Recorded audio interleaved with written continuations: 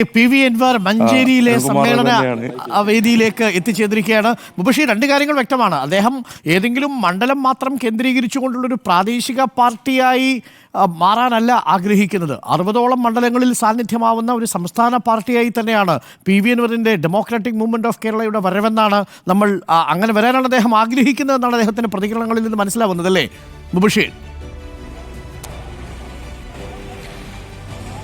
തീർച്ചയായും അരുൺകുമാർ, അത് കേവലം നിലമ്പൂർ കേന്ദ്രീകരിച്ചുള്ള ഒരു പ്രവർത്തനം മാത്രമല്ല, സംസ്ഥാനമൊട്ടാകെ നേരിടുന്ന നിരവധി പ്രശ്നങ്ങൾ അത് അഡ്രസ്സ് ചെയ്യുന്ന ഒരു രാഷ്ട്രീയ പാർട്ടി തന്നെയായിരിക്കും താൻ പ്രഖ്യാപിക്കാൻ പോവുക. അത് രാഷ്ട്രീയ പാർട്ടിയായിട്ടാണ് അല്ലെങ്കിൽ മറ്റെന്തെങ്കിലും തരത്തിലുള്ള കൂട്ടായ്മയായിട്ടാണെന്നുള്ള കാര്യത്തിൽ നിങ്ങൾ കാത്തിരിക്കൂ എന്നുള്ളൊരു മറുപടിയാണ് അദ്ദേഹം പറയുന്നത്. രാജിവെച്ച് ഒരു രാഷ്ട്രീയ പാർട്ടി പ്രഖ്യാപിക്കുമെന്നൊരു ചോദ്യത്തിനും എന്താണ് ഇത്ര ധൃതി എന്ന് അദ്ദേഹം ചോദിക്കുന്നുണ്ട്. എന്തായാലും അത്തരം വിഷയങ്ങളിലൊക്കെ തന്നെ ഒരു നിലപാട് വ്യക്തമാക്കുന്ന ഒരു പരിപാടിയിൽ വെച്ചുണ്ടാകും.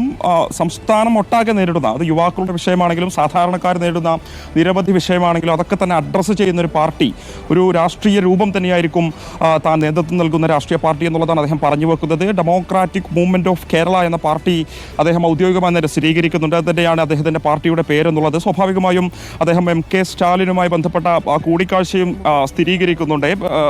തമിഴ്നാട്ടിൽ ചെന്നൈയിൽ വെച്ച് അത്തരമൊരു കൂടിക്കാഴ്ച നടന്നിട്ടുണ്ട്.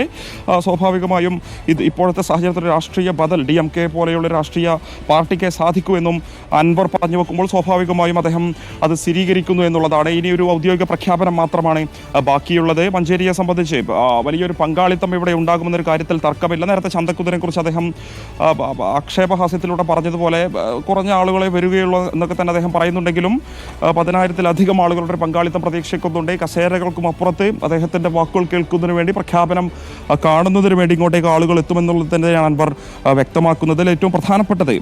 ഡെമോക്രാറ്റിക് മൂവ്മെൻറ്റ് ഓഫ് കേരള എന്ന് പറയുന്ന പാർട്ടി അത് സാധാരണക്കാരുടെ ശബ്ദമായി മാറുന്നൊരു രാഷ്ട്രീയ പാർട്ടിയായി മാറുമെന്നുള്ളതാണ്. ഇവിടെ രാഷ്ട്രീയ നെക്സസുകൾക്കപ്പുറത്തെ, രാഷ്ട്രീയ നീക്കുപോക്കുകൾക്കപ്പുറത്തെ സാധാരണക്കാർക്ക് വേണ്ടി ശബ്ദിക്കുന്ന ഒരു രാഷ്ട്രീയ രൂപം തന്നെയായിരിക്കും താൻ നേതൃത്വം നൽകുന്ന ഡെമോക്രാറ്റിക് മൂവ്മെൻറ്റ് ഓഫ് കേരള എന്നുള്ളതാണ് PV അൻവർ പറഞ്ഞു വെക്കുന്നത്. ഇനി അത് DMK-യുമായി, തമിഴ്നാട്ടിലെ DMK-യുമായി ഒരു അലയൻസ് ഉണ്ടാകുമെന്ന കാര്യത്തിലാണ് ഔദ്യോഗികമായി വരേണ്ടത്. അൻവർ കൃത്യമായും അതിന്റെ സൂചനകൾ നൽകി കഴിഞ്ഞു എന്നുള്ളതാണ്. പരാമർശമോ, തമിഴ്നാട് DMK-യുടെ പരാമർശമോ കാണുന്നുണ്ടോ?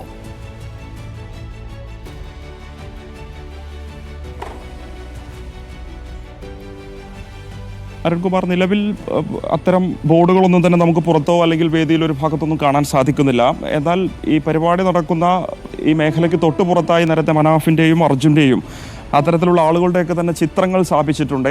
അതൊക്കെ തന്നെ അൻവർ നേരത്തെ പറഞ്ഞത് അവരൊക്കെ തന്നെ ജനങ്ങൾ അംഗീകരിച്ചവരാണ്, ജനങ്ങൾ തിരിച്ചറിഞ്ഞവരാണ്. അതുകൊണ്ടാണ് അവരുടെ ചിത്രങ്ങളൊക്കെ തന്നെ സ്ഥാപിച്ചിട്ടുള്ളതെന്നാണ്. എന്നാൽ നേരത്തെ പറഞ്ഞതുപോലെ DMK-യുമായി ബന്ധപ്പെട്ട ചിത്രങ്ങളോ പതാകകളോ ഒന്നും തന്നെ ഈ ഒരു മേഖലയിൽ കാണാൻ സാധിക്കുന്നില്ല എന്നുള്ളതാണ്. എന്നാൽ നേരെ മറിച്ച് വേദിയിലേക്ക് പോകുമ്പോൾ വിശദീകരണ യോഗവും നയപ്രഖ്യാപനം എന്ന ബാനറിൽ ഒരു ഭാഗത്ത് അദ്ദേഹത്തിന്റെ ഡെമോക്രാറ്റിക് മൂവ്മെന്റ് ഓഫ് കേരള എന്ന് പറയുന്ന പാർട്ടിയുടെ പേര് ദൃശ്യങ്ങളിലേക്ക് പോകുമ്പോൾ പി വി അൻവറിന്റെ DMK-യുടെ ലോഗോ പ്രകാശനവും ഇന്നുണ്ടാകുമോ? അത്തരം കാര്യങ്ങളെക്കുറിച്ചൊക്കെ ആലോചിച്ചിട്ടുണ്ടോ? അതൊക്കെ ഇന്നുണ്ടാകുമോ? ഈ നയം വിശദീകരിക്കുന്നതിനോടൊപ്പം അതൊക്കെ ഇനി വരും ദിവസങ്ങളിലേ ഉള്ളൂ. അതേപോലെ ഉദയനിധി സ്റ്റാലിൻ കേരളത്തിലേക്ക് വരുന്നു ഈ ആഴ്ച എന്ന് കേൾക്കുന്നുണ്ട്. ഉദയനിധി സ്റ്റാലിൻ നിലമ്പൂർ വഴി പി വി അൻവറിനെ കണ്ട് കേരളത്തിലൊരു സന്ദർശനം നടത്താനുള്ള സാധ്യതയുണ്ടോ? തമിഴ്നാട് ലീഗ് വലിയ രീതിയിൽ ഈ കൂടിക്കാഴ്ചയ്ക്ക് സഹായിച്ചു എന്നാണ് കേൾക്കുന്നത്. അങ്ങനെ തമിഴ്നാട് ലീഗിൻ്റെ പൂർണ്ണമായ പിന്തുണ ഈ പുതിയ പാർട്ടിക്കുണ്ട് തുടങ്ങിയ കാര്യങ്ങൾ കൂടി ഒന്ന് പി വി അൻവറുമായിട്ട് ഒന്ന് സംസാരിക്കൂ. ഞാൻ മുബഷീറിലേക്ക് വരാം. അഷ്കർ